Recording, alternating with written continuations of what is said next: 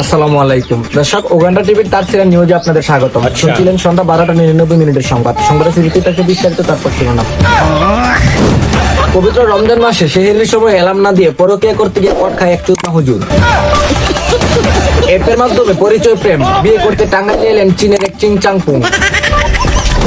বাংলাদেশে বউকে রেখে বিদেশে গিয়ে অন্য মেয়েকে হ্যান্ডেল মারেন চিত্রনায়ক আলবি চুতনা। বর্তমান চলমান যুদ্ধে বিশ্বের সবচেয়ে শক্তিশালী ধনেস্টিক মিসাইল রয়েছে বাংলাদেশে।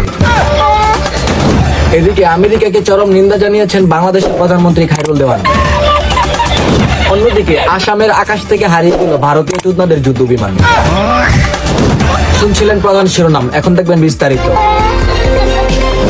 বাংলাদেশ থেকে হারিয়ে যাচ্ছে একের পর এক সুন্দরী মেয়ে। ক্লাস 9-এ পড়া মেয়ের প্রেমের টানে চায়না থেকে টাঙ্গাইলে চলে আসছে চিংচাংপুং নামের এক চুতনা। তারপর তাদের বিয়ে হলে দুজনের ভাষা বুঝতে না পারায় মোবাইল অ্যাপস এর মাধ্যমে ভাষা ট্রান্সলেশন দিয়ে চলছে তাদের বাসরত, কিন্তু নেটওয়ার্ক দুর্বল থাকায় এখনো চলমান সে রাত। অন্যদিকে মসজিদের ইমাম ওরফে শয়তান সেহরির সময় অ্যালার্ম না দিয়ে দোতলায় এক নারীকে নিজের থার্মোমিটার দিয়ে জ্বর মাপার সময় এলাকাবাসীর হাতে কর।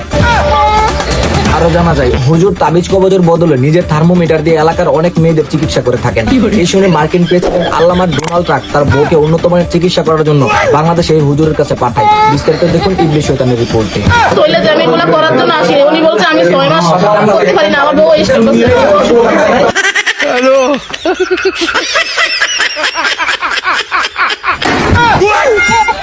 তো দর্শক, এই সমস্ত হুজুরদের কারণে দেশের আলেমদের সমাজ নষ্ট হয়। এই হুজুরকে নিয়ে আপনার কি মতামত অবশ্যই কমেন্টে দেখতে চাই। ভালো লাগলে লাইক, কমেন্ট, শেয়ার করে পাশে থাকুন। ধন্যবাদ।